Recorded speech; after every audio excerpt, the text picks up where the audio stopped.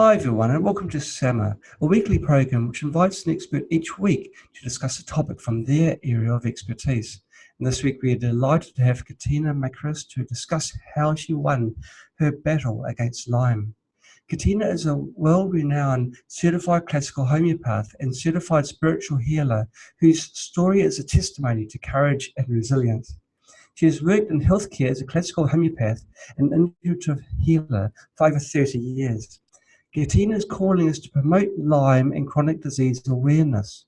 Her passion is to ignite the mind-body spiritual healing pathway available in all of us. She teaches at great institutions such as Omega, Rose Centre, Sporting Rehab, Art of Living, and the Gulf. I hope I've said that correctly. Katina has given over 170 presentations in 5 years and is now America's leading spokesman for Lyme disease.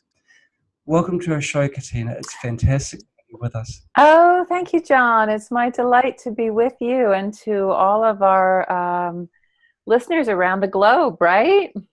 Right. Well, Facebook's got to reach everywhere. Yes, it's wonderful. Thank you for having me on. And we have lots to share in the next hour together. Great. Now, the question that's on everybody's mind, I guess, is your personal story. What happened in your life? How did you get Lyme, and how did you overcome it? Yes.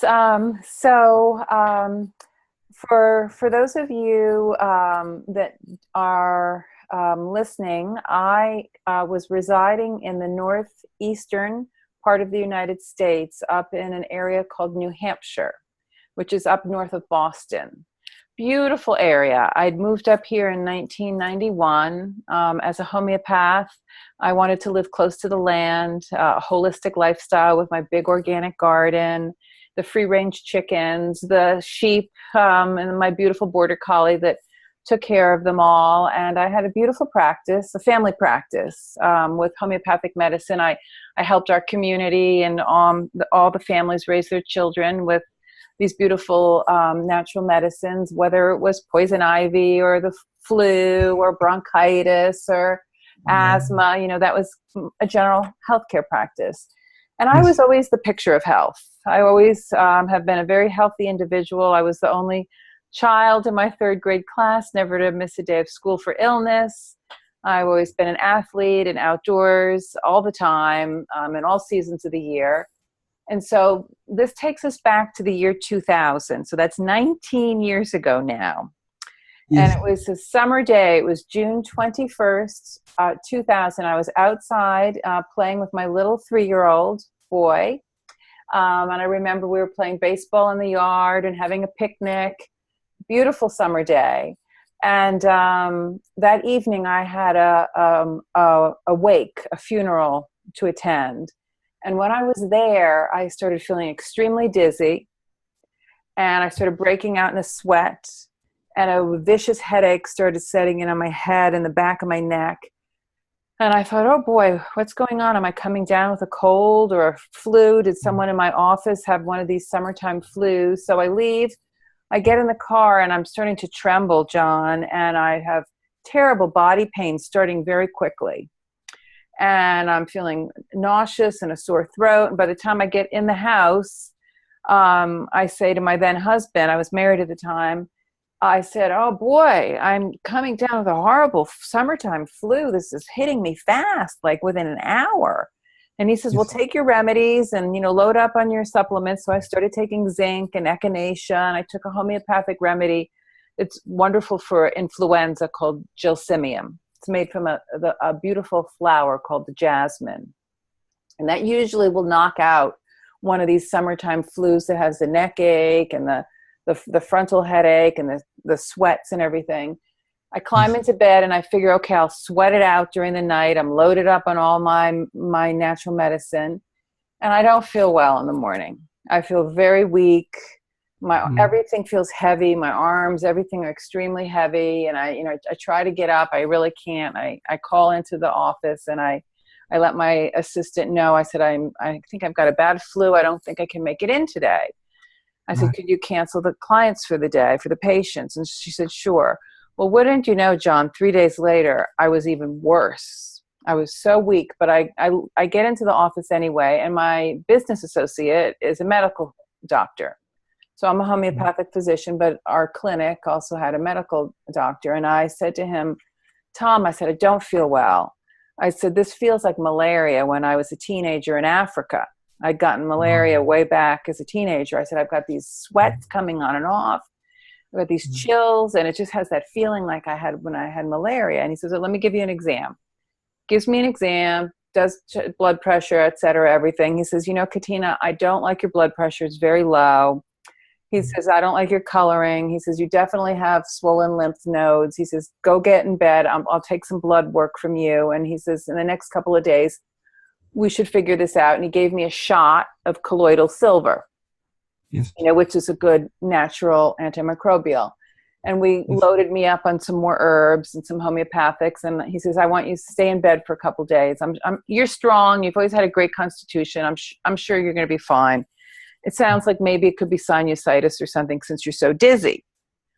I said, okay. So I go in bed. I'm weak anyway. And I have a little 3-year-old and a 10-year-old stepdaughter, adorable.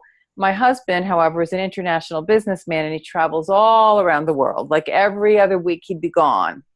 He'd be off to Bruges, or he'd be down to Brazil, or he'd be over to Mexico or Chicago or whatnot. Anyway, get back into the office a couple days later, and the blood work suggests there's a slightly elevated white blood cell count, which does suggest bacterial infection. And the doctor also says to me, you're very dehydrated. He says, I think that's why you're so weak. And he says, with the dizziness, he says, I think it's an upper respiratory infection. This probably is sinusitis. And I said, Tom, wait a second. Like, I've never had anything like this. You know me. I'm like as hardy as they come. I've never had bronchitis, pneumonia, strep, an ear infection. Like, this doesn't make sense. He says, well, with that elevated white blood cell count, you have picked up a little bacterial something. He says, here, and he gave me some more herbals. And he says, wouldn't you know, he was leaving on vacation the next day for 2 weeks. He says, listen, I'm going to leave you a backup dose, a week of amoxicillin at the pharmacy, just in case you need it. But I'm sure you're going to be fine. You always come through things quickly. He did not run a Lyme disease test. This was in the year 2000. That's 19 years ago. And they never thought about it up here in the very northern part of the United States, because I'm only 4 hours to Canada. That's how north I am. They thought Lyme disease was more down New York, New Jersey, Connecticut, Rhode Island, the middle part of the United States, where it's more mild, where these little insects, the tick that carries them, they live in that environment. Up here, there's so much snow in the winter, it's up to your waist. So we never really had much of an incidence with the tick population. Right. Anyway, to cut to the chase, John, I am very weak, very sick now. I have heart palpitations. I have, like, the left side of my face almost felt like I had a stroke, like I had this palsy sensation with a little bit of a drooping of my mouth. Wow. And my limbs are trembling now. And so I said, I better take that antibiotic. This is pretty severe. I take the antibiotic. It doesn't do a thing. Doesn't touch anything. And I end up going to a different physician, an on-call doctor, and they don't know what to make of me. And I'm so weak, I can't barely get in the door. My husband's got me, like, supported by the arms to get me in. And they don't know what to make of me. And they said, if you're this weak, Katina, it must be walking pneumonia. I said, walking pneumonia? What are you talking about? I don't even have a cough. I don't even have a sniffle. I had a sore throat, but I don't even have a cough or anything. They did a chest x-ray. There was no signs of walking pneumonia, but they said, well, it's probably viral pneumonia. Just get in bed and rest for 6 weeks. You'll be better.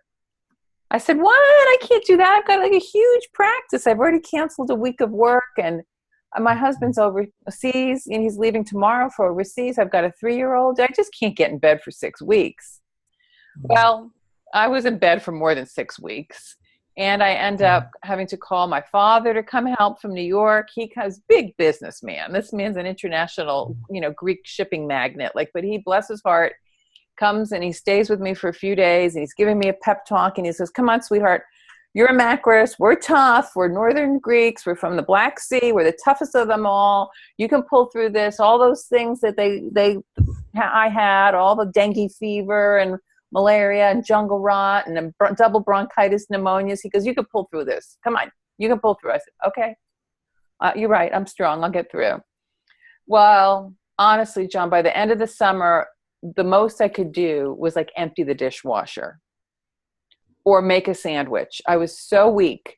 And it was very, very upsetting for me because I had a huge homeopathic practice. I was like one of the leading homeopaths in the country. I helped write the national exam for 7 years. And so I had a huge practice, and I'm calling homeopaths from different states to, help me. I'm sending, patients off to see other homeopaths because I can't function. So anyway, I end up, to keep the story not too long, I actually should have brought my books to show you all, but my beautiful memoir called Out of the Woods, Healing Lyme Disease, Body, Mind, and Spirit details my story, and I wrote it in the first person, so it reads like a novel. It won 2 awards. It's also an Audible for people that are cognitively impaired and are not able to read because of a Lyme or autoimmune diseases. So I have it in audio. That was one of my wishes because I struggled. So that whole autumn, like the next 6 months to come, I was barely able to function. And I was in and out of hospitals and doctor's offices and emergency rooms and cardiologists and 17 neurologists. And all that they could find, and at one point I'm in there saying, this is leukemia, this must be thyroid disease. So how could a 42-year-old, the picture of health, who has lived an organic lifestyle for over 20 years, yoga since I was 20, organic food since I'm 22, holistic living, I haven't had a drug in 20 years. How could I just deteriorate like this so quickly? I mean, something's going on. And I had this feeling like in my neck and in my shoulders that I said was like a germy feeling. I used to say to the physician, I feel like there's this germy feeling like in my neck, like almost like bugs. And they all thought I was a nut. They're thinking, oh boy, this woman, she's got emotional problems. I heard everything. So the only thing they could find was an elevated level of a virus that some of you know about called Epstein-Barr virus, which is one of the culprits to chronic fatigue syndrome, or ME. So they gave me that diagnosis that I had chronic fatigue syndrome. And I'm thinking, wait a second. I treat this in my office all the time. I can get people through Epstein-Barr virus. This is, for me, not that hard to treat. So now I try to start treating the Epstein-Barr. I also have some of my best homeopaths in the world from India, from London, that were my teachers trying to help me, right, with this chronic fatigue syndrome. And no one's really making much progress with me. We get me better for like a week, and then I slip back down again. And now everything's happening. I'm having anxiety attacks. I'm having sleeplessness. I can't sleep a wink. I have terrible muscle pains, like fibromyalgia pains. And we're almost, we're well into the winter now. The snows are deep. They're up to the windowsills. And I go visit my dad down in Florida. He had a beautiful condominium down on the beach in Florida. And I spent a whole month. I take my little boy, my 3-year-old. We spent a whole week, and I felt so much better with the sunshine and the vitamin D and the sea salts by swimming in the ocean. And I thought, oh man, I kicked it. I finally kicked it. I did it. I feel so much better. And I called my husband and I said, I think I beat it. I think I beat this virus out, and I'm coming back home. I'm coming up north. He says, fantastic. The flowers are blooming. We're all waiting for you. And so I come back north, and it lasts all of about a month, John. And I go slinking way back down again. I'm crashed out into bed, extremely exhausted. I can't function. And now no one knows what to make of me. And over the next 4 years, I spent 3 of them in bed. And it was decimating. And during this time, you can imagine emotionally, I really started to fracture. Because, how much of this, confusion, and sickness and loneliness and isolation can you handle? And, you can imagine now I've lost my homeopathic practice. I had to give all those beautiful patients away that I had for 20 years to other practitioners. So my income now was, zero. Where my husband was working, but the marriage is now in tough shape after 4 years of this. It was very, very difficult, very hard on the marriage. And my children, they're growing up and doing well, but I felt so guilty that I couldn't come to a school function. I couldn't go to a play or go see them play, soccer on the field. And it was very hard for me emotionally. And so my spirit broke. And it was a terrible feeling to just be lying on your sofa week after week, month after month. And I was getting sicker and sicker. I could barely make it to the shower without help. And no one had any answers. And I'm about to tell you a very pivotal piece of this story, which has spawned my newest book that's coming out. So it was a day in June. It's 5 years later now. It was June 2005. Okay. It is really, gosh. So sick for 5 years. My marriage is broken. I've lost it all. I'm living, just on a shoestring, and I am dying.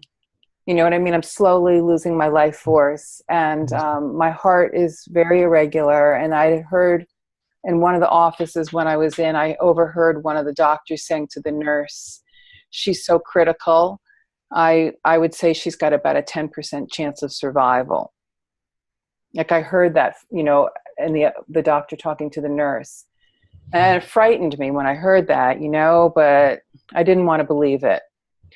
So I'm lying on my sofa, and I had a very bad day, and I called my dad. He was in his 80s. He was a very strong man, and I called him. I was crying, and I said, "Daddy, I don't think I can make it. I really feel like I'm dying. I don't think I can hold on any longer. My body's giving out, and my spirit, it's so weak." And he said, "Sweetheart, you've got to pull through this, honey. You've got to use the power of your mind. You've got to use your mind. God gave you a mind.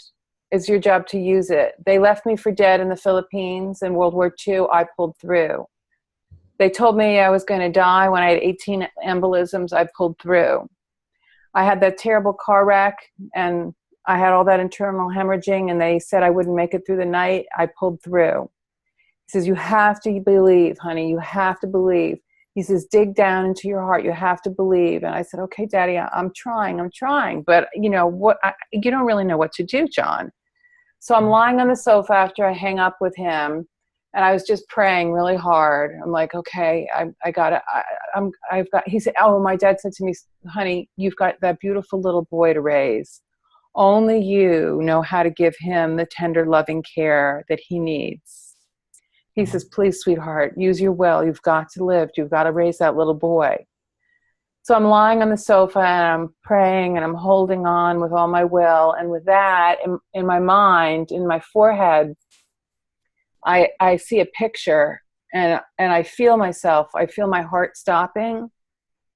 Like the beating goes slower and slower and slower. And I feel myself lifting out of my body.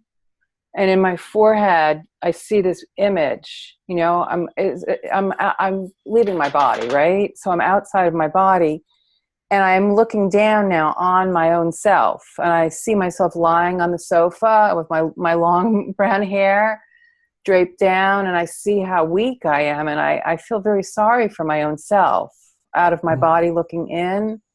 And I thought, oh my gosh, wow, look at how sick you are. Like, how did you get this weak? And with that, I start floating above my house, above the trees, and I'm floating towards a neighboring little town. I live up in the hills, and I'm heading towards a little village, and I'm floating away from my house, away. And with that, I feel something off to my right, and I look over to the side to my right, and there's this very, very beautiful, grand, huge eagle. a big bird, a bald eagle with a white head. And I look, I see this eagle off to my side, and he slips like right under me. So now I'm like stretched out, if you can imagine, like, so my arms are stretched out on the wings of the eagle. And I have this feeling like the eagle starts to communicate with me, and the eagle says to me, Katina, he says, I am your ally. I am your spirit guide. He said, you have been tested. You have faced a time of great adversity. He said, you are being called upon. You have mastered the trickery of the mind and the demons of emotions. And if you can let go of your fear, he said, and trust your intuition, I will guide you. And you will overcome this illness, and you will heal 100%, and you will touch the lives of millions. But you need to have faith, and you need to believe in yourself, and you need to believe in my presence. I'm a messenger, and I am a guide from the spirit realm. And if you can trust in me, and you can trust in your own tuition, you will heal. And I didn't know what to do, John. This was like a supernatural for me, right? But I didn't have anything else, right? What else did I have? I was dying, and so I just nodded yes to the eagle. And with that, I start soaring with the eagle, and we fly like over my favorite lake that we swim at, and we flew over my other house that I used to live before, and we flew over the clinic that I worked at. And we circle around this big, area that I lived in. And I see this nest, and I see a little baby eagle in it. And our shadow sweeps over it. And I realize, oh, wow, that's the baby of this eagle. Like, I'm having this whole like a psychic communication with this eagle. And the eagle says to me as we pass over the nest, and I recognize it as this baby. He says, or maybe it's a she-eagle, I don't know. I never really knew if it was a male or a female, but the eagle says, just as I'm raising this little one, you have to nurture and care for yourself. And I said, okay. And with that, the eagle flies towards my home, and I fall back in my body.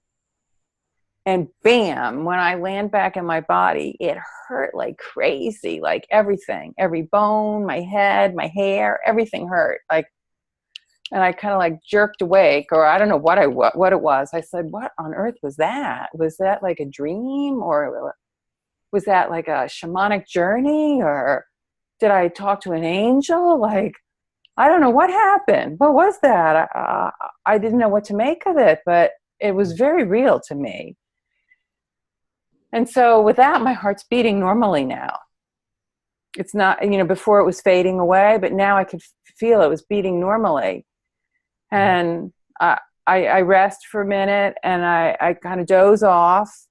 And when I wake up, I don't know how long later it was, I had this instinct. And the instinct was I needed to get to my office upstairs, which was over the garage.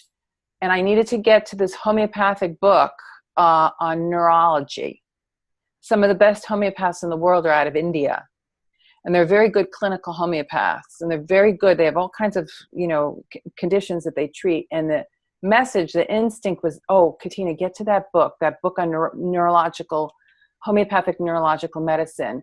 And I had thought I had a neurological disease that they hadn't picked up yet. I had thought I had MS or ALS, and they just hadn't picked it up.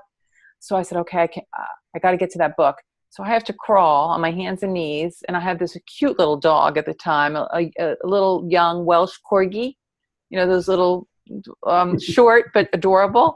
He's like right on my heels, like where they slide. Well, he said, "Mommy, where's Mommy going? Like, Mommy never leaves the sofa." And now the corgi's following me, like I'm crawling up the stairs. I get up there to the bookcase. I get the book out off the shelf. And as I pull it off of the shelf and I open it, I land on the inscription page. And it says, to one homeopath from another, may your life be filled with blue skies, health, and happiness. And it was from one of my dear colleagues. And I said, oh my gosh, Dr. Jeff, why didn't I think of him before? Like, we used to share difficult cases with each other. When I had a tough case, I'd send my patient to him, and vice versa. If he had one that was struggling, he'd send them to me. Like, we shared. I said, what's wrong with me? He'll know what to do with me. So I tuck the book under my arm. I crawl back down. I get on the sofa. The dog's like, what's going on? I get on the phone and I call Dr. Jeff's office, and I get his receptionist, who I'd known for a number of years. And I said, I'm so sick. She goes, where have you been? We haven't talked to you in years. I said, I've been so sick. I said, so sick. I've been stuck in bed for years. They think I have chronic fatigue syndrome, but I think it's something much worse. I said, does Dr. Jeff have any room for me? And usually it's like 2-3 months to get into him. She says, Katina, she said, I just got a cancellation about half an hour ago. She says, Wow. It was when I was out of my body, right? And she said, can you come in 2 weeks? I said, yes, I'll be there. So I had a friend take me, because it was a couple hours away, about an hour and a half away drive. And I have to lie with the seat back and the pillows because I'm weak. I'm in a wheelchair, everything. So I get to Dr. Jeff's office. My friend wheelchairs me in. And I'm so thrilled to see him, dear colleague and friend for 20 some odd years. And he says, Katina, tell me your story. You've always been the picture of health. And I start to share, and I'm about 20 minutes in, I'm crying. And he says, Katina, this is neurological Lyme disease. Wow. I said, what? No, Jeff, I've been tested 3 times, because even though I wasn't tested that first summer, John, during all the next 5 years, they did run the Lyme disease test, but I always got a negative. Right. And, people that know about Lyme disease now, at the time I didn't know this, but I learned quickly, this test that they use, that's called an ELISA, ELISA, it's only good for a brand new infection, like in the first 2 months. After that, your antibodies shut down and you don't show up with a positive result. So I said, but Jeff, I've had 3 negatives. He said, let me see your papers. I had like a stack, He says, Katina, this test is very faulty. It's 70% inaccurate. We need to use a specialty lab out of California, and I want to back it up with another one out of Florida. So we're going to get a double testing on you. Right. I said, do whatever you need, anything. And so sure enough, I had the blood test done, FedExed it in, and I went back to his office 3 weeks later, and he showed me the papers, and it was ultra positive. Like, you couldn't get more positive. Wow. So bless his heart, he discovered the infection in me. It's a bacteria. It's a cousin to syphilis. For people that don't know about Lyme disease, it's a cousin to syphilis. It's a spirochete. It's a spiral shaped. It's like a corkscrew. You get bitten by the tick, so it's like you get an immediate injection right into your bloodstream of this bacteria. And then it moves, it spirals its way from the bloodstream into the tissues and joints. And you know what it loves to eat? It feasts on fatty acids. So it's going and it's looking for the fatty acids. So that's why it'll go to like the synovial linings of your joints, and people show up with arthritic symptoms. Or in my case, it was eating the fatty acids on the fascia of the muscles, which felt like that's fibromyalgia. And then it went on to the pericardium of my heart. That's why my heart was having such trouble. It was eating the pericardium layer. And then it finds its way into the spinal fluid, and it hits the myelin sheaths, and it hits the brain. So that's why so many people get all of these, nervous system conditions: MS, ALS, palsies, tremors, dementia. I had early onset dementia. I was a disaster. So I said to him, what are we going to do? I thought we were going to go on the IV antibiotics. He says, you know what, Katina, I'm not a big fan of the IV antibiotics. He said, it's only going to knock down a percentage of the infection. He says, this thing's way into your organs. And I use a 3-pronged approach. We open up the big organs of detoxification: liver, kidney, and spleen, which we'll do with homeopathic formulas and with herbs like milk thistle, berberry, these kinds of things. And he says, I'm going to get these organs cleansing, because you're loaded with endotoxins. This organism releases ammonia. That's why we've got all that brain fog. It's an ammonia overload. So we used bentonite clay and charcoal to soak up the ammonia. And then we used milk thistle to push it out. And then he says, you have so many damages that before I even go about killing these bugs, he goes, I've got to strengthen these parts of your body that are so weak. So he ran these specialty metabolic profile tests to find out where the damages are, which were a lot of my endocrine glands, like the adrenals, pituitary, thymus, thyroid. All of them had to be rebuilt, which we use nutritive supplements for, and herbs. And I had nervous system damage, as you can imagine. I had heart damage. I had no magnesium, no B vitamins. My gut was a wreck. You can imagine the good bacteria, bad bacteria, everything was all imbalanced. So it took about 6 months to kind of clean me up and build me up. And I was still on bed rest. And then he went in with antimicrobial herbs from the Amazon. And we started killing off the organisms with the antimicrobial herbs. The main one was cat's claw, which a lot of people have heard about. 85% successful in killing off this Borrelia organism. And then we used other ones too, like teasel root and Japanese knotweed. And then something I know that's very near and dear to you is that as I was recovering and I was gaining strength, the first year I was still on bed rest, and then I slowly started to learn to walk again. And my little Welsh Corgi was such a helper because I put him on his leash. And at first it was just out the back door of the house and around to the front door and in. You know, I just could do like a little circle and then down the road 1 block, 2 blocks, 3. And, I kept working on it. My little doggy and me. And I finally discovered the rife machine. I had known about it years ago when I was a new homeopath, way back in the 1980s. I'd known people going up to Canada for it because it was not FDA approved in the States, right? And they were going to Canada to use it for cancer treatments. So I was familiar with rife technology, and I was thinking to myself, I wonder if that rife machine would be helpful with this organism. So I hadn't been on the computer in 2 years because the screen would kind of blow out my brain, the electromagnetic fields. Yeah. And I slipped on one day and I Googled Lyme disease and rife, and I found a couple of, important documents and literature, especially out of Europe and Japan and Canada, of course. And it said it was successful. And so when I had an appointment coming up with Dr. Jeff, and I said to him, what do you think about the rife machine for me? I know I'm making progress, but I sort of feel like I need something else. And he says, Katina, do you remember Dr. So-and-so? I don't want to mention his name. He was an older nutritionist that we admired greatly, who lived over on the coast. I said, yeah, what happened to him? I haven't seen him in years. He goes, well, he apparently retired to California, but really he has had Lyme disease. But he recovered fully by using rife technology. I said, really? I said, what about me? He says, yeah, let's see if we can find a loaner machine for you and you can self-experiment with it.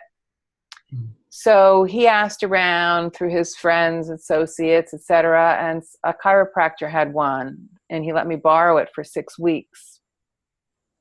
So I followed the manual, as it comes with all those codes in there and the frequencies. And I read the thing I was fascinated, And it said to start first on the detox codes, which I did, and then just do 4 minutes a day on this code 26, which was for Borrelia. 4 days on, 3 days off. 4 days on, 3 days off. So I started it. And about 2-3 weeks in, I'm feeling so much better. Like the brain fog's gone, my energy's picking up. I'm even in the grocery store, which I couldn't handle all the fluorescent lights and everything. And I bump into one of my girlfriends in the grocery store, and she's like, Katina, my God, you look fantastic. The light's back in your eyes. How are you feeling? I said, Judy, I said, honestly, the past couple of weeks, I'm starting to improve significantly. And she says, have you changed your protocol? I said, yeah, I'm trying something new, but I didn't want to mention it because it's not FDA approved. I said, I'm trying something new. And she says, well, my gosh, you look great. I said, I feel much better. Well, I had also shared with my father about the rife. And he said to me, well, that makes total sense to me. He says, we're all energy beings. We're all, each one of us. I mean, we're basically vibrational, right? He says, so obviously this makes sense to me. You're just using energy medicine to attune your body. He says, and that makes sense. He was also a big fan of homeopathy. So, he was already on the same wavelength with me. So I have to give the machine back after 6 weeks, right? So I give it back and I'm doing great. I'm gardening, I'm like, I'm cooking again. I even made it to my son's little league game. And, it was really, I was like, wow, this rife thing was fantastic. It really, such a plus. I give it back, and wouldn't you know, about a month later, I'm flat back out on the sofa. And I'm like, oh my God, I need the machine. I need the machine. So then I call my dad and I said, Daddy. And he goes, what? I can tell by your tone of voice. What is it that you want to ask me for? And I said, Daddy, you remember that rife machine that I borrowed? He goes, yeah. I said, well, I think I'd like to get one of my own because I really am deteriorating now that I gave it back. I'm back on the sofa again. He goes, no. He goes, you really? Are you that sick again? I go, yeah, I can't drive. I'm not cooking again. I'm back on the sofa. He goes, oh my God. He goes, well, how much do they cost? I said, well, new, they're about $2,500 US. And he said, I said, but I think I can get a used one because the Dr. Jeff knew where I could get a used one. I said, I think I get a used one for about $1,500. He says, all right, early Christmas, early birthday present, get it now. He says, your health is more important than anything. So we got the rife, changed my life. I made a complete 100% recovery. I mean, it was a 5-year journey in totality. I'm sorry, everyone, if it took me too long to tell you the story, but it's an amazing successful story. I recovered 100%. It's 9 years now. I'm completely well. As you heard in the intro, I speak all over the world, bringing help and healing and hope to everyone. I've taught at some of these major institutions, big conferences with some of the leading Lyme docs in the world.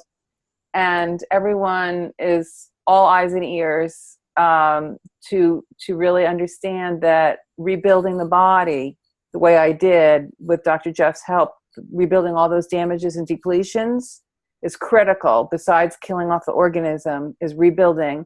And then I must say, without a shadow of a doubt, tending to the spirit is just as important as tending to the body. And that's my new book that's coming now, as I talk a lot about the spiritual side of my illness and of my healing. Can we touch a bit more on that now? This is a very interesting. It is. Why is it so important? Well, as we're a complete being, the human being is a complete being, and our mind, our heart, our body, our spirit, it's all entwined. And somewhere back in the middle of the 1900s, medical science took away the emotional and mental aspects of someone's condition and decided to just do like physical doctoring to body parts. Yes. And as you know, some of those old doctors from the 1920s and 1930s had a better grasp on the nature of human suffering. And I remember our family physician that we had when I was a child was an older woman. She was, she must have been close to 80. And my mother loved her dearly. She was a beautiful doctor for our family. And I can remember her, I can hear her as I was a little girl. She'd have my mother put a mustard plaster on her chest or something for a cough. And she'd say, something's upset her. Something upset her, and she's holding grief in her chest. That's why the illness has settled into her chest. So let her cry it out. Find out why she's so sad. What's she holding? There's a reservoir in her lungs. So what happened for me, I mean, that was just in the back of my mind. What happened for me when I was on my healing journey, during the years with the rife and everything, and I'm starting to make progress, I was getting physically stronger, but emotionally I would still cry a lot, and I would feel alone a lot. And I had, lost so many friends, and I'd lost my sense of self, my confidence, because my identity had been stripped from me. I'd been a world-class homeopath, and now I was just hanging out in my pajamas, for Yes. years. And so my confidence was low, and my esteem was low, and I didn't really have an identity anymore, for me at least. And I, had a lot of despair for those many years, and I realized, how do you mend a broken spirit? Like, how do you do that? And I went again on the computer one day and I Googled, I said, how to mend a broken spirit. And I really couldn't find much, John. No. I found some things of religious content, but I didn't find anything of spiritual content. And I was really struggling with this idea of how do I mend a broken spirit? And I had been listening to a lot of music, and I'd always been meditating since I was like 20, 22, and I'd been in my meditations, and I'd listened to my chanting music. But I still had a lot of sadness, a lot of grief, a lot of sorrow, a lot of, as I said, poor self-identity.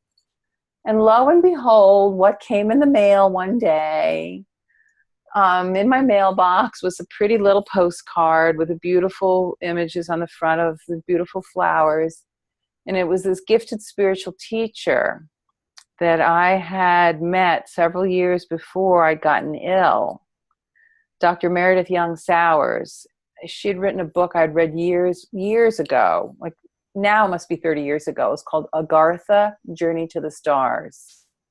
And she had the experience way back then of being touched by, like I was touched by the eagle. She had been touched by a spiritual being that came through with automatic writing. And she kind of downloaded all of this like higher wisdom. And this book, Agartha, that I had read when I was in my 20s, really like was very profound for me. It was like reading those Carlos Castaneda books. Like, he did a lot of shamanic journeying. And I was pretty fascinated, about this idea that the whole spirit world is available to us, but how do we get there? So wouldn't you know, in the mailbox is a postcard, and she was having a retreat weekend. I said, oh my God, I have to go. So I call on the telephone, and of course it's like 3 hours away, and I'm still not driving, but I have my rife machine, right? So I said, well, can I come? I'm not that strong, but, if I could bring my yoga mat, maybe I could lie down for part of the day. And they're like, yes, please come, Katina. This is a healing weekend. So a friend drives me. I bring the rife machine too, so I could have it in my room at night to go on the energy codes and the mental clarity codes. And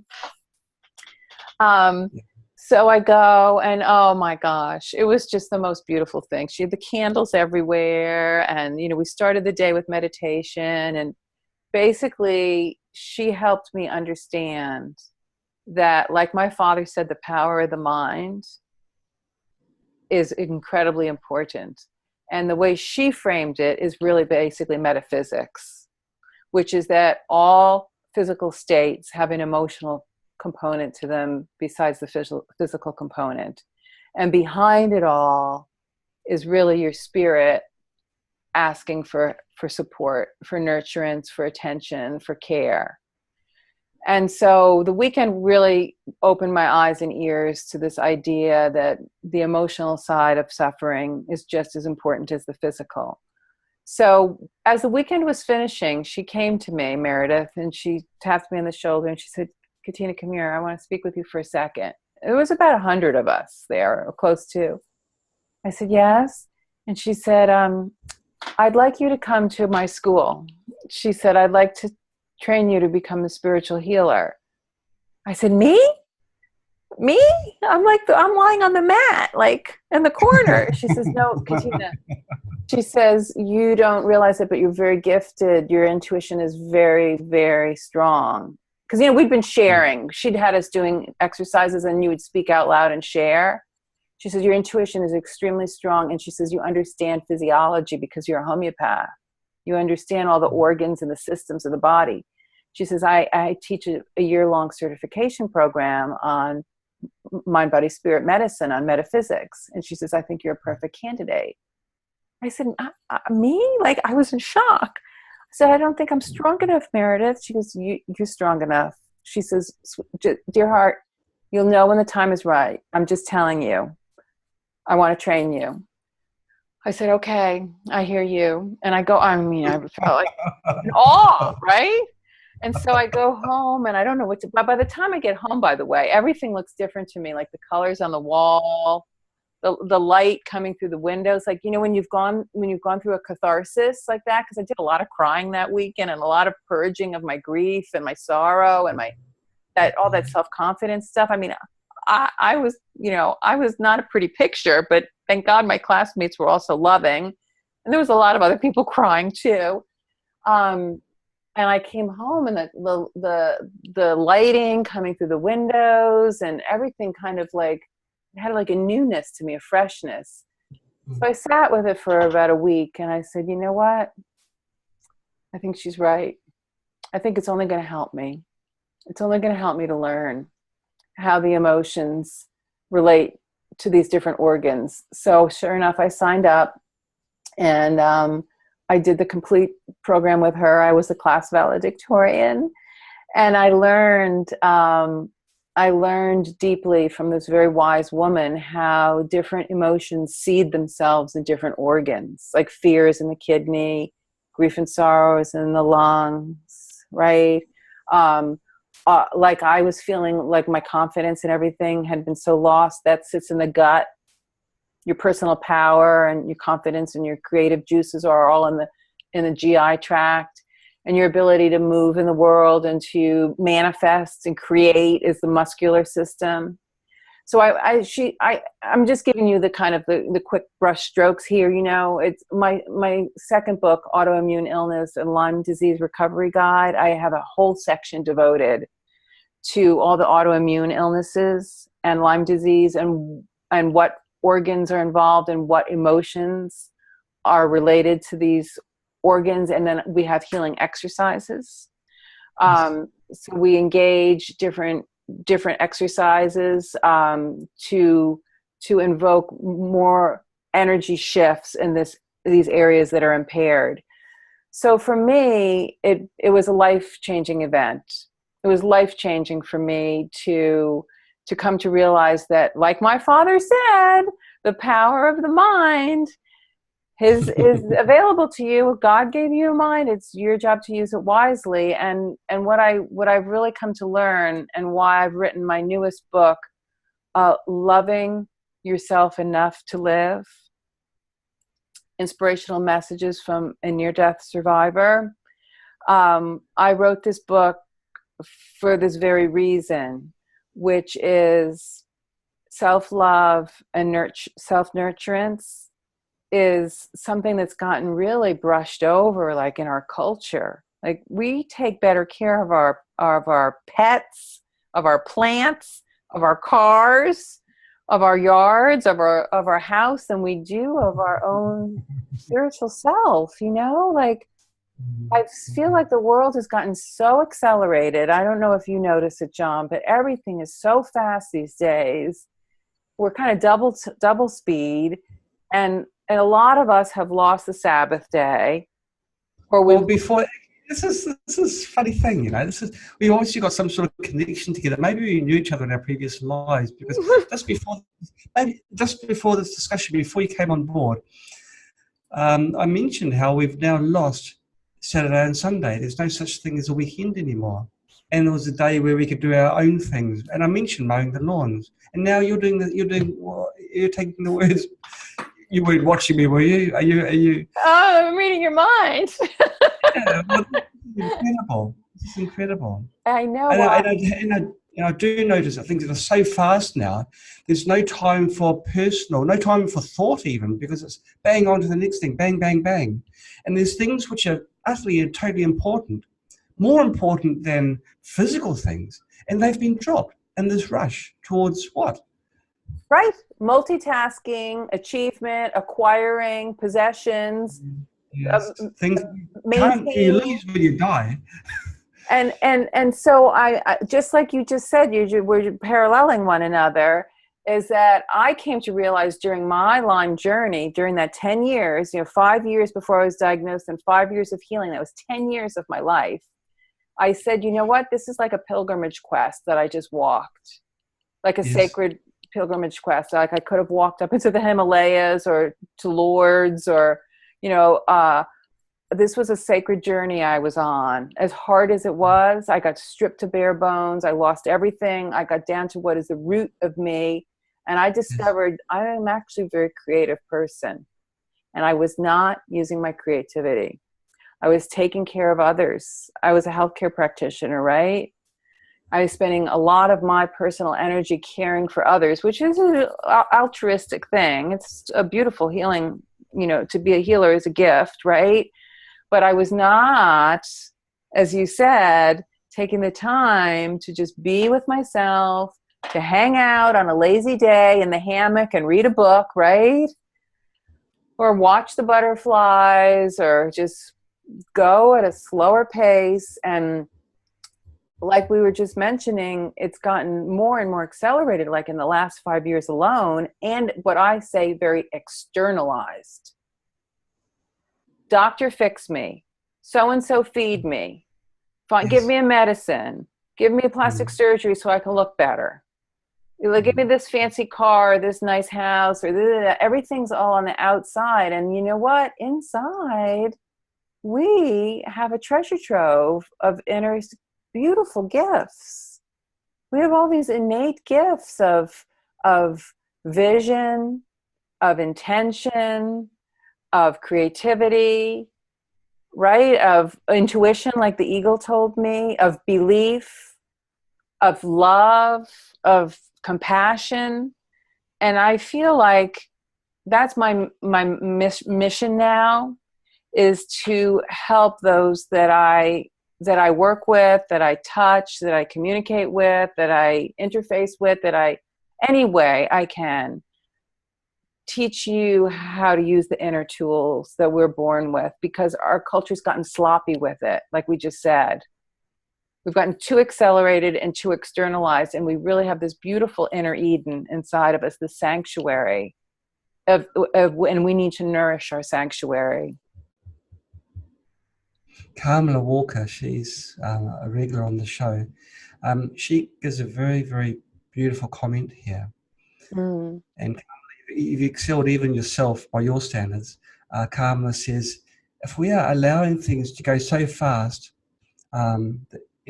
she's saying that is an indication we're not spending quality moments in that present space that folks call time. We're just going so fast, we can't stop and smell the flowers. We're not reveling in the beauty that surrounds us, and we're not seeing. So very true. Thank you. That's a beautiful comment. It's true. And, I discovered all those years in stillness, that I was on my sofa, is that I called it the art of being. I learned how to just be me, like just be Katina, just be who I am. And in those times, I realized really in the art of being, what I really was all about was love. That's all I could really do in those times of stillness was love my little boy, love the cute little Welsh corgi. Even though our marriage had fractured, my stepdaughter would still come over on Mondays. Thankfully, I got to see her. All I could really do was love, to give love and receive love, and just be in that act or art of being. And just like that beautiful quote, we just have to be present in the moment, right? I think that's the best one you've done, come with it to date. I want to ask Katina you a difficult question. Mm. Do you think that Lyme disease made you a better person? Oh, yes. Oh my gosh, yes. I mean, as frightening as it was, and as much, I felt very betrayed, I have to say. I felt betrayed by in a lot of ways. Felt betrayed by the medical system Yes. because no one picked up that illness for 5 years. I felt betrayed by my body, right? Because I'd been an athlete and active, and now my body was not responding even to the homeopathics. And so I struggled a lot, in the beginning with those feelings, of betrayal, of abandonment, of loss, of grief, of anger, confusion. But coming through the other side, I realized gifts were born. I learned to paint. I became an oil painter. I wrote a book, right? I really tapped into my creativity. I really became very present, like we just were talking about. Yes. And that whole fast pace, externalized thing, that was like ancient history for me. And it was hard for me even to embrace the digital age, to tell you the truth. I mean, I had to learn how to do it because it's a medium we all use now, right? But it was hard for me at first to embrace it. And Yes. my son, who's all grown up now, and he's 22, and I had asked him a couple of years ago, actually. I said to him, sweetie, when you were little, and I was, in bed all the time, and I couldn't come to school, to your sports events, or to your poetry reading, or to the school play and stuff. I said, was that hard on you when I was so sick? He goes, Mom, he says, I really never really saw you as sick. He goes, I just thought you were tired and that you got bad headaches. And he says, Mom, I always knew where you were. You were always home, and you were always so loving, Mom, and you were always so patient, and you're such a good listener. And it didn't matter what I came in the door with from school, like if I was angry or upset or excited, because you just always listened to me.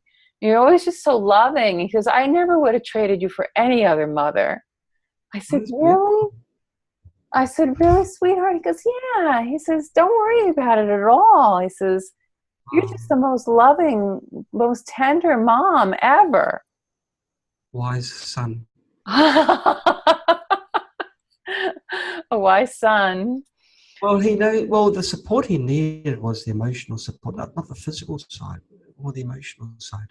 And you provided that. So Yeah, and I felt like it was a real gift for me to hear that from him, and I feel like I understand it too for my clients that I work with, because like we said, everyone feels like accomplishment and keeping things in order and achieving and acquiring is where we're supposed to be, but it's really not that. It's really all about what's in our heart. Yes, so Lyme made me a better person. It also wow. expanded my soul.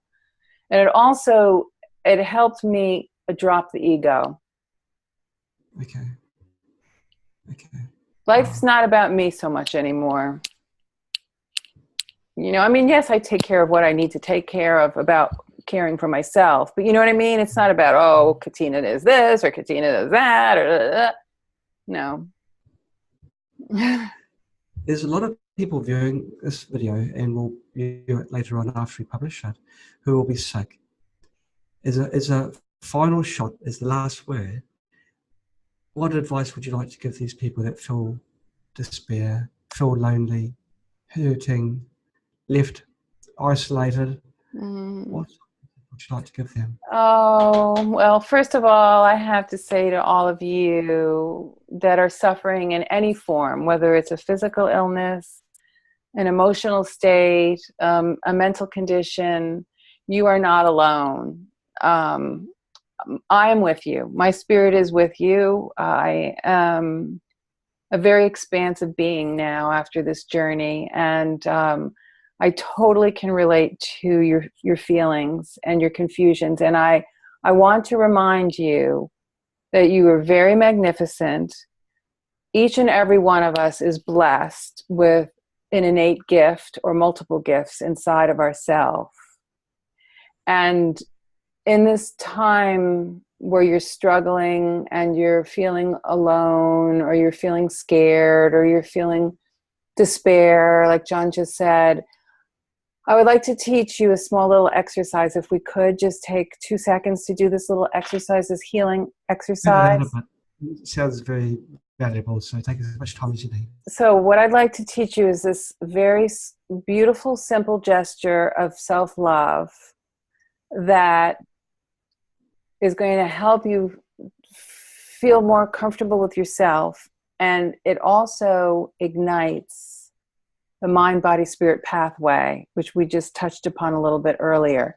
And if we can get that mind working in the positive vein, thinking positive thoughts, loving thoughts, we're going to produce positive neurotransmitters like the serotonin and the dopamine, the happy neurotransmitters, which will upregulate your immune system.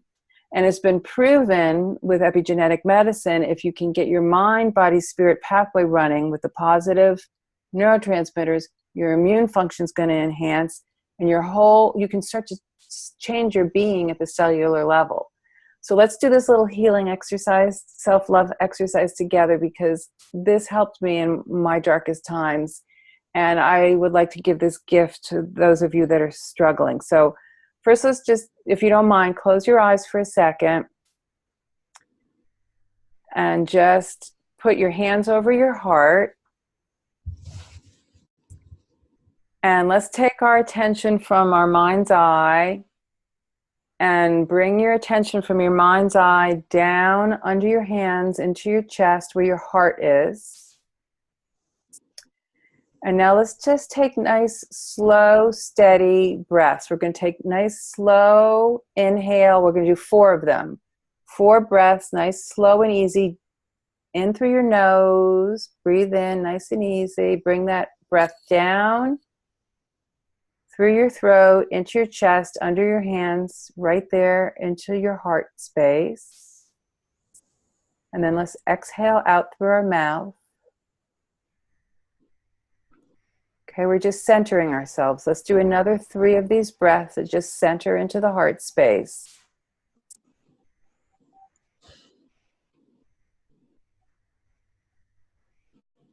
And now that we're down here with our heart, I want you internally to say hello to that heart, your beautiful heart. Say, hello, heart. I love you. Beautiful heart, thank you for keeping me alive, for beating every day and every night, for circulating my blood, for helping me love, for helping me to care, for helping me to have passion and compassion. Thank you, heart. Without you, I would not be alive. And now we're going to open our eyes and we're going to do a small little exercise with our hands. Let's rub our hands together like when you're cold. Just make some friction. And now let's just hold our hands so that our fingertips are almost touching. And do you feel, John, do you feel energy in there? Oh, I do, yes, I do. Between your hands? Sure. Or by the fingertips, do you feel something? I feel a tingling, very nice tingling feeling, sensation and warmth and a bit of a pressure. Beautiful. Okay, so we're going to do this one more time. We're going to rub our hands like we just did. Okay. And we're going to make that little teardrop shape again. And I want you, either with your eyes closed or open, in that teardrop to put the image of someone you love very dearly right there in between your hands. Just imagine them right there between your hands.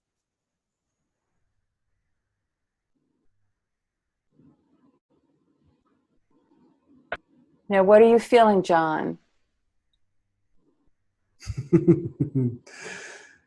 What am I feeling? Well, I'm very close to this person. I love this person, and I feel a closeness to this person right at this moment. Beautiful.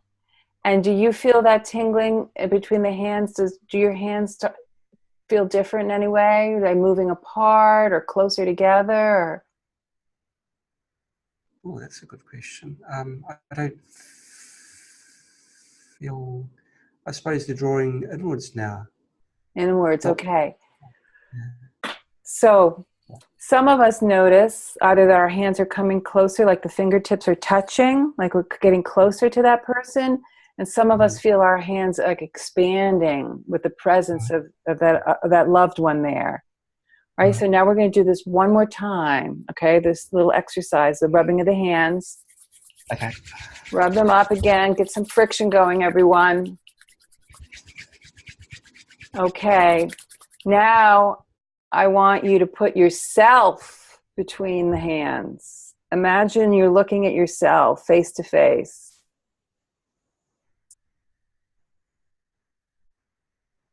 And inside of your head, I want you to say to yourself your name. I love Katina. Or you would say, I love John.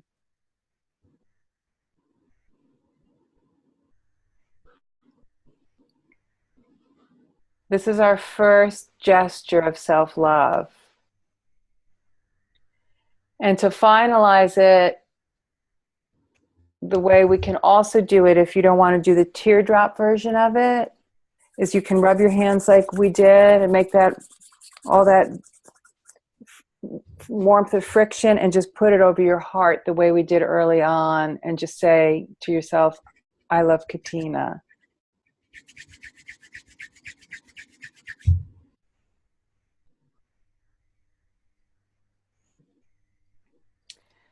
So you're blessing yourself, and you are beginning the process of self-love and self-nurturance with this small gesture. And as I said, it starts us connecting. Remember how I told us to take our attention from our mind's eye and bring it down into the heart? That was a very simple early gesture of showing how we can use the mind and the body together. Right? So I just showed you a little small exercise of taking the attention from the mind and bringing it down into the heart. And you remember we said hello to the heart and thanked it. Well, you can do that with any organ of the body. I think a lot of our viewers would need to stew over what you've said over the next few days, because there is depth to it. I know that when you're just touching on something which is much, much deeper. A lot of what you say, I've also had personal experience and I've got very strong feelings in some ways. And it's just telling the people that if you can visualize yourself in a position, you can then put yourself there. And Kamala, of course, she always comes up one above me. She says how you can actually exercise your muscles through visual thoughts. It's so amazing. But everything about you is your mind, your thoughts, your spiritual self. But the thing is, we're just not aware of it. But you can do exercises, do meditation, and bring yourself closer to that side of yourself. So that's great. Well, I agree. yeah. Well, it's been fantastic having you on. I'm so pleased you made it back so I could say goodbye, because that would have been terrible. You've given such a fantastic. Oh, I know. Oh my gosh. Well, thank you. I had a wonderful visit with you. Thank you so very much. And I hope our audience learned a few things. Those that are new to Lyme, I think they understand it's quite a treacherous illness. Yes. And I do want to mention one thing about Lyme disease that I kind of glossed over. I was, very, very fortunate that I had such fantastic colleagues to help me through the illness with the natural medicine protocols. But for a brand new early infection, which is anything less than 6 months old, do not hesitate to get on the antibiotics. Okay. Do not. I mean, I tell that all the time to folks that I meet. If they just got infected recently within the past 6 months, take the antibiotics. Yes. Take the full 6-8 weeks, whatever it is. It's doxycycline. It's not a dangerous antibiotic. This is a deadly, serious disease, so don't hesitate in the early infection stages. So I did neglect to say that. I just wanted to make a point on that. And as for all of the beautiful mind, body, spirit work, you can visit with me. You can find me at my website or on Facebook, Katina Makris, Makris is my last name. And I'm going to be doing more of these exercises that we just did a little one tonight together. Or I guess it's morning for you, night for me, right? Right. I'm going to be doing more of them online together in different webinars and online formats so people can learn with me. Fantastic. I was going to ask about your website. And let's touch on your books. Which books can people buy from, which have been authored by yourself? Yes. So I have 3 books available. The first one is called Out of the Woods, Healing Lyme Disease, Body, Mind, and Spirit. And then that's my memoir. That's my healing journey. And it has a good section at the back, too, on diagnostics and treatment protocols. And then my second book is more medically oriented. It's a healthcare book. It's called Autoimmune Illness and Lyme Disease Recovery Guide. Right. And that touches upon all these conditions like lupus, fibromyalgia, MS, interstitial cystitis, Lyme disease, and I discuss each of these conditions and how we can improve our health and well-being with natural medicine. And also I have a good section on the mind, body, spirit medicine that we were just doing a little practice of. And then my newest book, I wish I had it right here in front of me, that's just coming out right now. Hold on one second. I might have a copy. Hold on.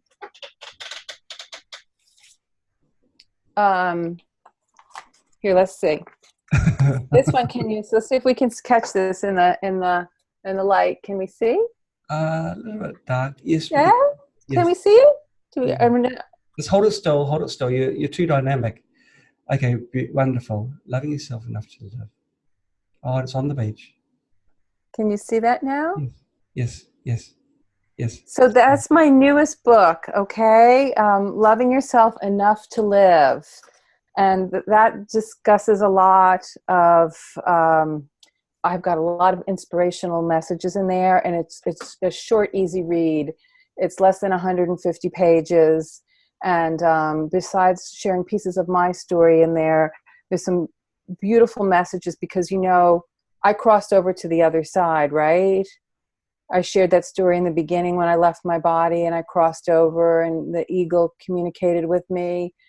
I feel people that survive a near-death experience like that usually come back with some kind of either gift or extra sensory perception, some level of awareness, or a channel is more open and available. So what happens to me often now in my meditations is a lot of information comes to me. I write it in my journal. Yes. Because it's just kind of, it's almost like a download or something. So some of the more salient ones or the more universal ones I've put together in this new book. So they're beautiful little pieces to contemplate on, like we said, so we can have those quiet times and be present with ourselves, like we talked about, you and I. Sure. So I think it's a lovely book, I have to say.